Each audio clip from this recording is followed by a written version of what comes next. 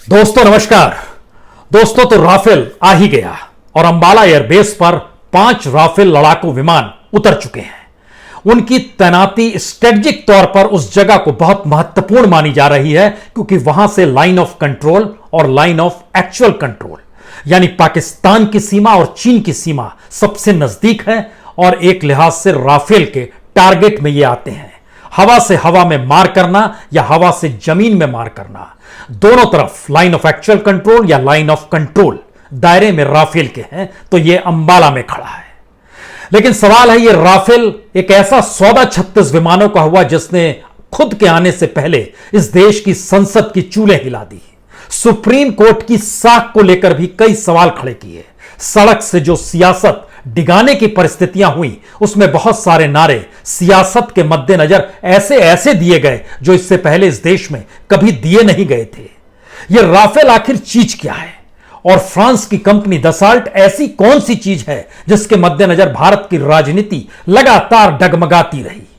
और इस राफेल विमान के जरिए उसके लड़ाकूपन से इतर इस विमान में कुछ जादू खोजा जा रहा है क्या, जिसके जरिए पाकिस्तान चित और चीन पस्त हो जाएगा।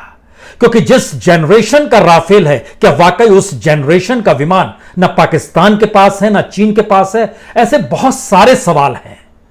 लेकिन आज हमें लगता है शुरुआत तो हमें करनी चाहिए 67 बरस पहले दिल्ली के पालम एयरपोर्ट पर इसी तरीके से 4 लड़ाकू विमान उतरे थे और वो 4 लड़ाकू विमान भी फ्रांस से ही आए थे और फ्रांस की दसाल्ट कंपनी से ही आए थे जिससे राफेल आए हैं। और उन 4 विमानों को लेकर उस वक्त संसद के भीतर समाजवादियों ने उस वक्त के प्रधानमंत्री नेहरू को कटघरे में यह कहकर खड़ा किया था कि भारत की जरूरत लड़ाकू विमान है या फिर अर्थव्यवस्था इसकी इजाजत देती है क्या। और सड़क पर राम मनोहर लोहिया ने इस बात को खड़ा किया था कि दरअसल भारत की अर्थव्यवस्था इतनी मजबूत है नहीं और आजादी के तुरंत बाद भारत ने पहली बार अंतर्राष्ट्रीय बाजार में लड़ाकू विमानों का जो सौदा किया था वो दसाल्ट कंपनी के साथ ही किया था जो फ्रांस की कंपनी है।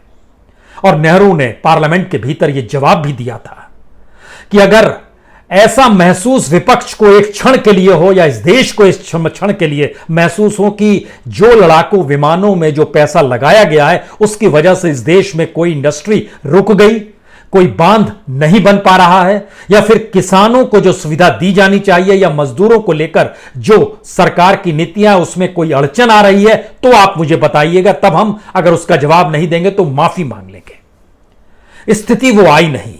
मौजूदा वक्त में भारत की अर्थव्यवस्था को लेकर आज सवाल नहीं करेंगे। आज तो सवाल राफेल का है। जब 67 बरस पहले 4 लड़ाकू विमान भारत की जमीन पर उतरे थे तब भी दिल्ली में उस लड़ाकू विमान को देखने के लिए लोगों की भीड़ थी। तब ऐसा मीडिया नहीं था, लोग खुद अपनी आंखों से देखना चाहते थे। और आसमान से गुजरते हुए जब दिल्ली के पालम एयरपोर्ट पर गुजरा था तो इसको लेकर उस दौर में हर्षोल्लास भी था, उत्साह भी था और भारतीय सेना आधुनिकीकरण की दिशा में बढ़ रही है यह भी था। लेकिन मौजूदा वक्त और 67 बरस पहले की परिस्थितियों में बहुत अंतर आ चुका है। तब जिक्र भारत में सुरक्षा को लेकर हो रहा था, नेहरू इस बात का जिक्र कर रहे थे। लेकिन मौजूदा वक्त में अगर अंतर्राष्ट्रीय परिस्थितियों को देखें तो सिर्फ 5 राफेल नहीं आए हैं, 31 राफेल और नहीं आएंगे, बल्कि एक लंबी कतार है जो भारत में आना है। 5 राफेल आए हैं, 31 का इंतजार है। इस फहरिस्त को अगर आप एक एक करके आगे बढ़ाना चाहते हैं तो जरा समझने की कोशिश कीजिए। मिग 29 21 का ऑर्डर दिया जा चुका है जो रशिया से आने वाला है। सुकोई Su-30 रशिया से आएगा, 12 का ऑर्डर हो चुका है। राफेल तो 31 आ ही रहा है। जो एवैक्स होता है वह ब्राजील से मंगाया जा रहा है, एम्बरर EMB-145। रशिया से बैरियर A50 2 मंगाया जा रहा है जो रडार के साथ होता है। जो ट्रांसपोर्ट है उसमें डॉर्नियर मंगाया जा रहा है जर्मनी से, 4 उसके भी ऑर्डर दिए जा चुके हैं। जो बोइंग AH-64 अपाचे है उसकी भी एक अगली खेप आनी है। UAV जो है IAI हेरॉन इजराइल से आने वाला है, यह सर्वेलेंस में काम आता है, यह भी आने वाला है।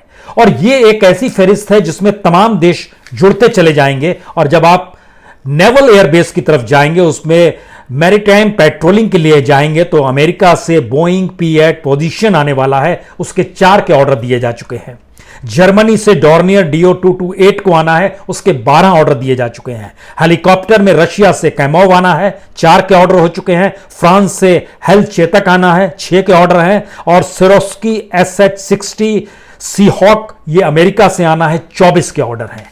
इन ऑर्डरों को देखते समय आपके दिमाग में यह बात जरूर आएगी कि क्या भारत हथियार दर हथियार खरीदने वाला है और भारत की सेना का अब आधुनिकीकरण हो चला है और आधुनिकीकरण की दिशा में भारत बढ़ चुका है और इकोनॉमी अपनी जगह है, लेकिन फिलहाल हमें इस देश को सेना को मजबूत करना है। यकीनन सेकंड वर्ल्ड वॉर के समय हिटलर और मुसोलिनी या कहें जर्मनी और इटली ने पूरी तरीके से यूरोप को तबाह कर दिया था और उस वक्त उनके तमाम एयरबेस थे खत्म कर दिए गए थे। और उसी समय फ्रांस की दसाल्ट कंपनी ने लड़ाकू विमानों को बनाने की शुरुआत की थी और जिसका जिक्र हम कर रहे हैं, जो नेहरू ने पहला समझौता किया था वो दसाल्ट के साथ ही किया था। और दसाल्ट कंपनी ने उस वक्त ओरागेन बनाया था, OURAGAN, ओरागेन। इसको इंग्लिश में कहते हैं हुरिकेन और हिंदी में तूफान शब्द होता है। नेहरू ने तूफान ही नाम दिया था इस लड़ाकू विमानों का।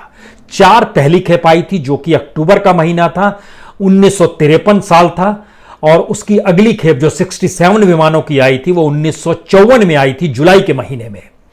लेकिन इसके बाद फिर समझौते किए गए और जो सेकंड हैंड ओरेगन थे वह भी मंगाए गए और उसको एक बार 20 का ऑर्डर किया गया, 20 विमान का, फिर 13 का, यानी कुल मिला के जो कंपनी है डसाल्ट कंपनी, उसने जितनी बड़ी तादाद में बनाए थे वह तकरीबन 567 विमान थे लड़ाकू, जो पहली बार उसने अंतर्राष्ट्रीय बाजार में इस रूप में बेचना शुरू किया था। भारत ने 104 विमान खरीदे थे, इजराइल ने 75 खरीदे थे, अल सल्वाडोर ने 18 विमान खरीदे थे। और राफेल को लेकर भी आप यह मत सोचिए कि सिर्फ भारत खरीद रहा है। यह कोई ऐसा जादुई विमान इस रूप में ना देखिए कि इसके जरिए हर मर्ज की दवा हो गई, सामरिक तौर पर, वैदेशिक तौर पर।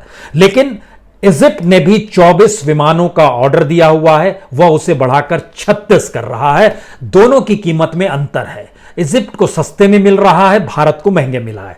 फिर थोड़ी देर के लिए भूलिए, कतर ने भी 24 विमानों का ऑर्डर किया हुआ है। यानी राफेल इजिप्ट भी खरीद रहा है, कतर भी खरीद रहा है, भारत भी खरीद रहा है और फ्रांस की सेना में भी 132 विमान राफेल को शामिल किया जा रहा है।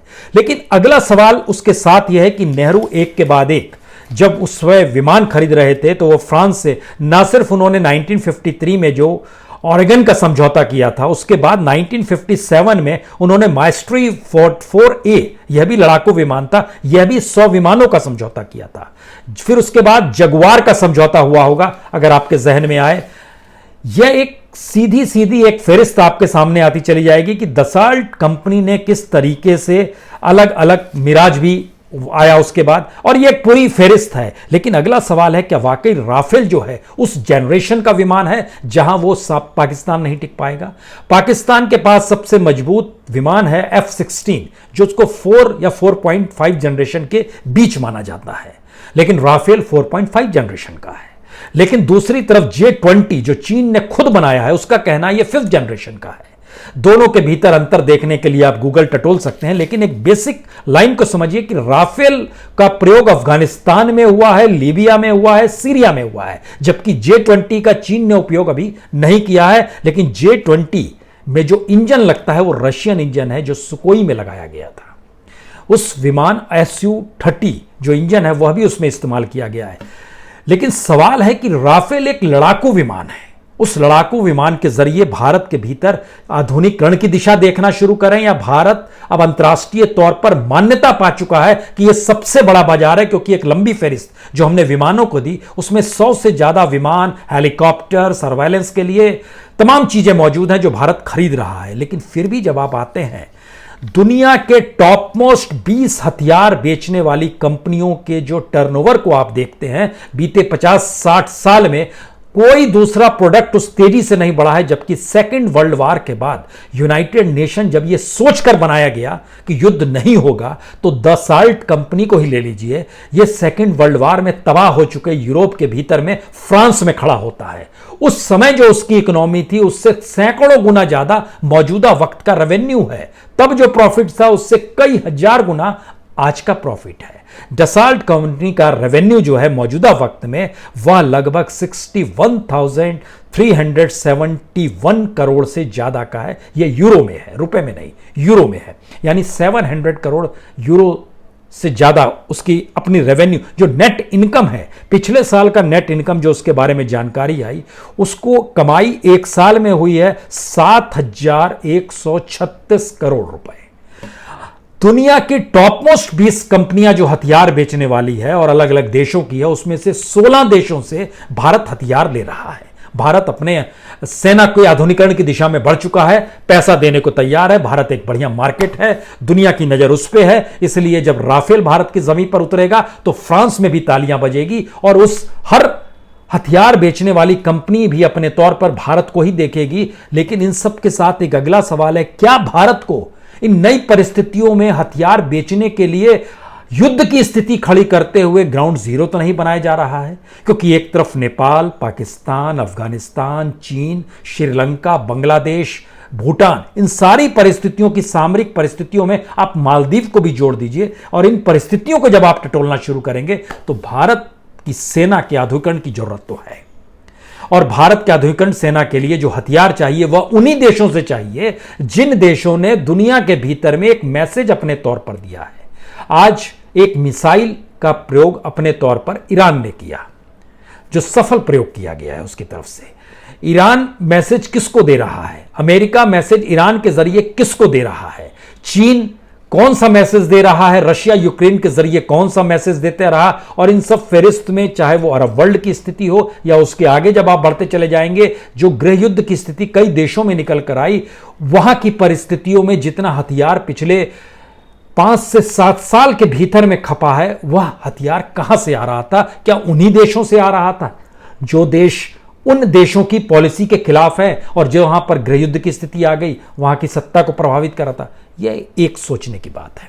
दूसरी सोचने की बात डसाल्ट कंपनी के साथ जब आएगी तो भारत एकमात्र देश है जिसने राफेल के साथ जैसे ही समझौता किया। इस राफेल की कीमत पे मत जाइए, क्योंकि मनमोहन सरकार अपने तौर पर कहती है हम तो 124 राफेल मंगा रहे थे, आपने तो 36 ही मंगाए हैं। लेकिन हम जो मंगा रहे थे वो सिर्फ एवरेज लगभग 600 करोड़ का पड़ रहा था। हालांकि आज दिग्विजय सिंह ने कहा 724 करोड़। इससे पहले राहुल गांधी कई मौकों पर कर चुके हैं 526 करोड़, 520 करोड़, 540 करोड़।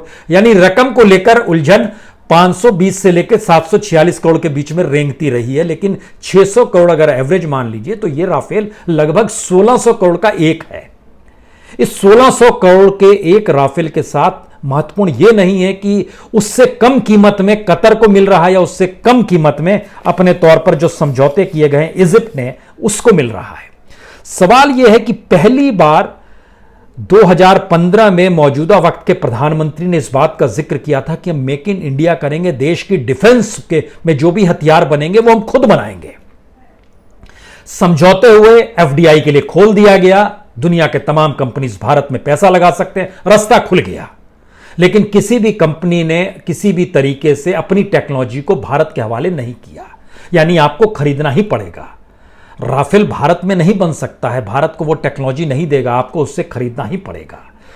तो इसका मतलब यह है कि डिफेंस के क्षेत्र में अभी भी हम लोग मेक इन इंडिया की दिशा में नहीं बढ़ पाए। दूसरा सवाल, बावजूद इसके डसॉल्ट कंपनी ने दुनिया के किसी भी देश के साथ 1947 से लेकर अभी तक जब कोई समझौता नहीं किया, तो वो कौन सी स्थिति थी जो उसने भारत में रिलायंस के साथ समझौता कर लिया? आप हैरत में ना आइए।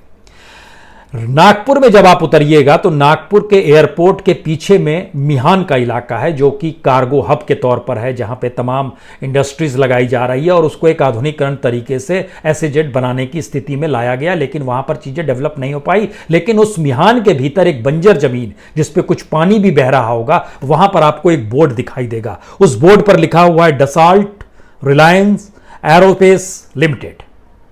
यह अनिल अंबानी की कंपनी है जिसके साथ समझौता हुआ। यानी डसॉल्ट जो 1947 में जिसने भारत को पहला विमान भेजा था और नेहरू ने पहला विमान खरीदा था ओमेगन, उस समय से लेकर अभी तक के बीच में प्रोडक्शन लेवल पे दुनिया के किसी भी देश के साथ डसॉल्ट ने समझौता नहीं किया। हालांकि विमान बेचने के लिए उसने सेल्स की दुकान खोल रखी है चाइना में, ग्रीस में, मलेशिया में, ओमान में, रशिया में।